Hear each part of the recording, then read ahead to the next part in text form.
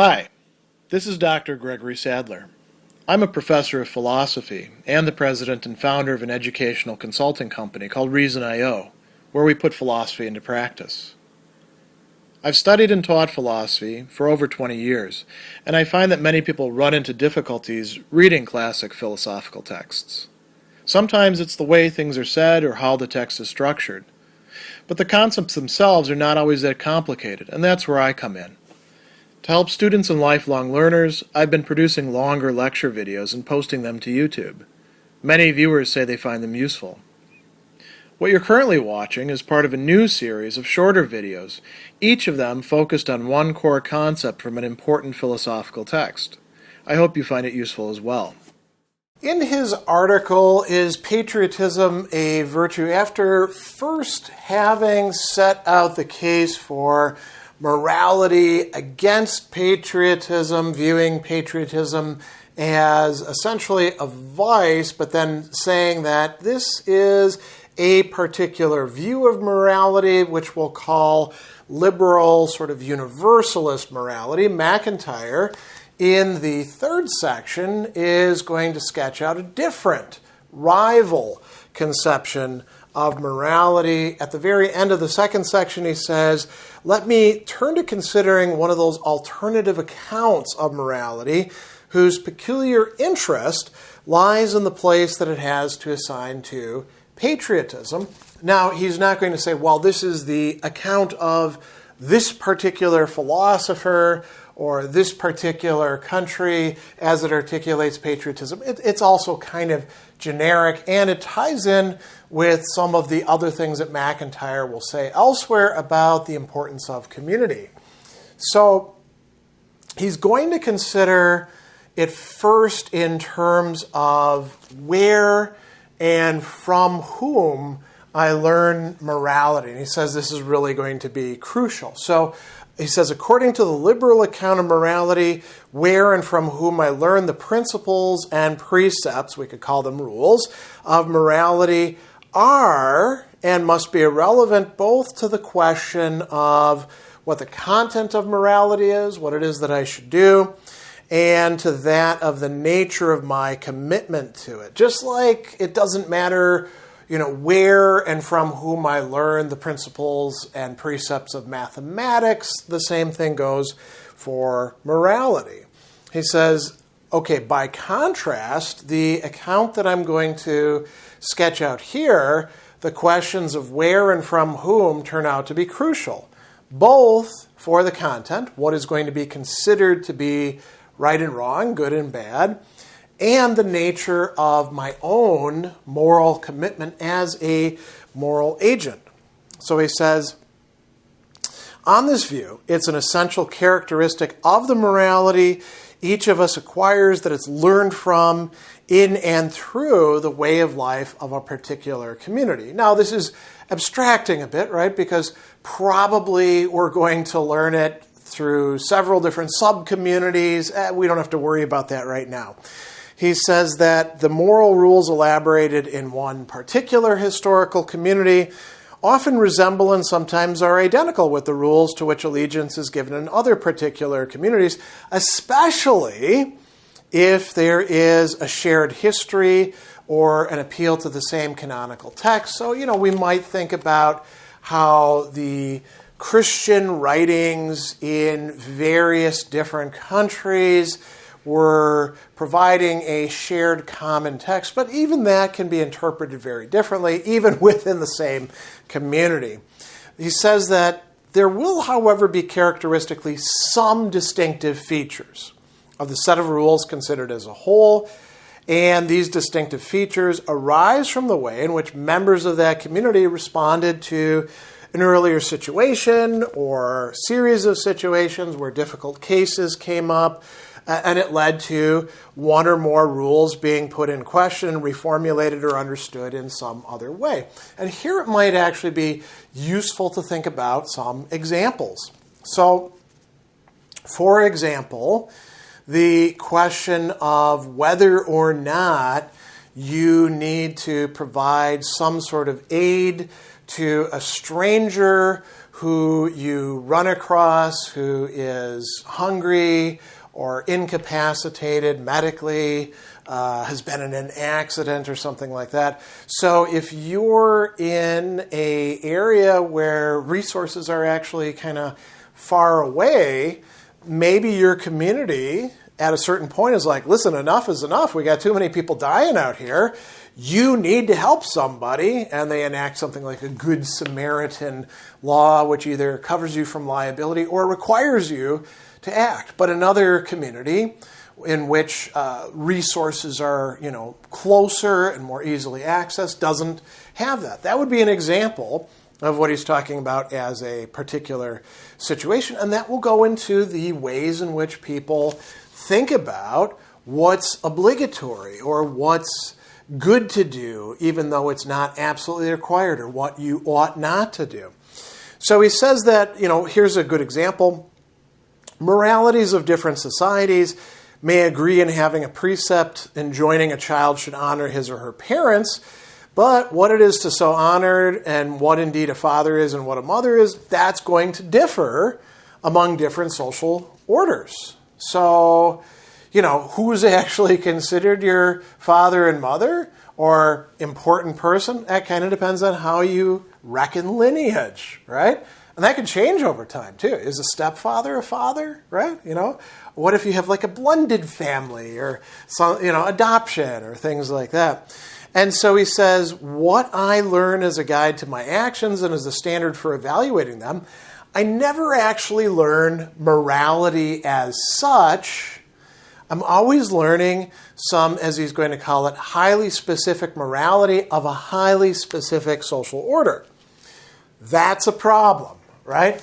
Modern liberal morality is going to reply, well, okay, that might be how you learned things, but if you just stick with that, that is a problem, right? You need to move, as he's going to say, to more universal and general moral rules that are supposed to apply across the board to everyone. And if you don't have that, you don't have genuine morality. So he says, to learn to understand oneself as a moral agent, given this point of view, is going to be to learn to free oneself of the social particularity that you came from and to adopt a standpoint independent of any social institutions, and the fact that everyone or almost everyone has to learn to do this goes no way toward providing an alternative account of morality, right? So there's a possible response to this. He calls it a threefold rejoinder. It's not entirely clear what the threefold is in that piece, but certainly we can reconstruct some of it. So MacIntyre is going to say, look, here's what, I'm not saying myself, but what a proponent of morality that would be compatible with patriotism and focuses on specific communities might say. First, not only do I apprehend the rules of morality in some socially specific and particularized form, that's granted, right? The liberal says, okay, great, that's where you started, move beyond that. We don't just grasp the rules of morality, we also grasp the goods by reference to which, and for the sake of which, the rules must be justified. Those are going to be goods that are socially specific and particular, right? And one of those goods is going to be living that particular kind of social life. So there's going to be some goods that are more, generic, or we could call them intra-societal. And then some are, actually being from this place and living this particular lifestyle, right? Enjoyment of one particular kind of social life lived out through a particular set of social relationships.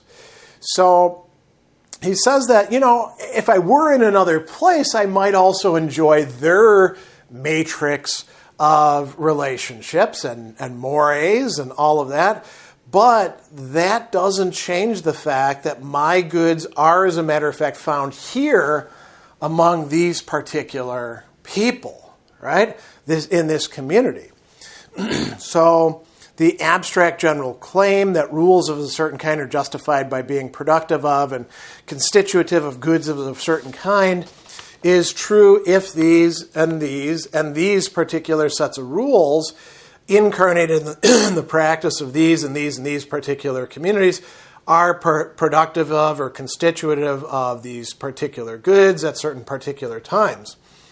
So if that's actually the case, then he is going to say, there's a further point, I find my justification for allegiance to these rules of morality in my particular community. And so if I was deprived of the life of that community, I wouldn't have any reason to be moral. That might actually be very troubling for many people to hear. If you take my community away, why should I actually be moral? And then he says, well, there's another side to this. And here he has a much longer discussion. He says, it's tough to actually follow the rules of morality in whatever society you're in. If it's a genuine society and not just a bunch of people getting together and saying, let's make things as easy as possible for ourselves, which is probably going to involve exploitation of some other group, right? If you have a genuine community, it's not easy to follow the rules. Why? Because we have desires that have to be educated, right? We are liable to be blindsided by immediate desire, to be distracted from responsibilities, to lapse into backsliding, right? We have, even as the best of us, unusual temptations. So what do we need?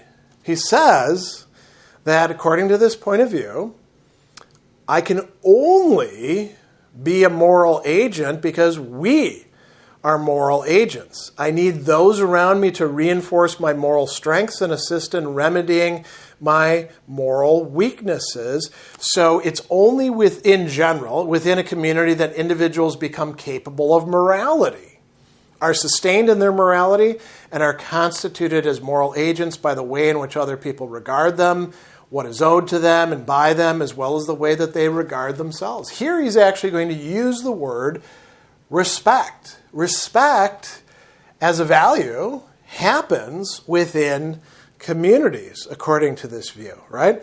Respect that has nothing to do just with expectations of benefit. And he says, those of whom nothing or little is required in respect of morality are actually treated with a lack of respect. Why? Because they're not fully part of the moral community, right? Now, he does say sometimes you do have lonely moral heroism. There are people who stand apart. But that's not the norm. That's the exception. And although they may be very great as moral exemplars, that's not where we want to put our focus. So this is actually going to lead us to thinking about a very interesting argument that can be set up as a set of hypotheticals. So the case for patriotism, as he calls it. So there's 3 ifs. If it is the case I can only apprehend the rules of morality in the version in which they're incarnated in some specific community, so that's the first one. If it is the case that the justification of morality must be in terms of particular goods enjoyed within the life of particular communities, that's the second one. And if it is the case that I am characteristically brought into being, maintained as a moral agent only through the particular kinds of moral sustenance afforded by my community, third one, then it is clear that if I'm deprived of that community, I am unlikely to flourish as a moral agent. Now, why does he say unlikely? Well, because I could be some moral hero who stands out, but I'm pretty unlikely to be that moral exemplar. I actually need these things according to this point of view. So if we buy into that, then I should have an allegiance to the community that really can't be productively contrasted or counterposed to what morality requires of me. If I'm detached from my community, I'll lose my hold on the standards of judgment. So loyalty to that community, to the hierarchy of particular kinship, particular local community, particular natural community, is, on this view, a prerequisite for morality. So if that's the case, then patriotism and what he's going to call those loyalties cognate to it are not just virtues, but central virtues. Why? Because they sustain the community that you need in order to develop as a moral being. Now, notice, as MacIntyre is going to say, there's a lot of ifs there. There's the three official ifs, which he says, it's not entirely clear that these are completely true, but we also brought in some other ifs. Granted that these are the case, then, allegiance to the community can't be contrasted to morality, and if that's the case, then patriotism is indeed a virtue and a central virtue.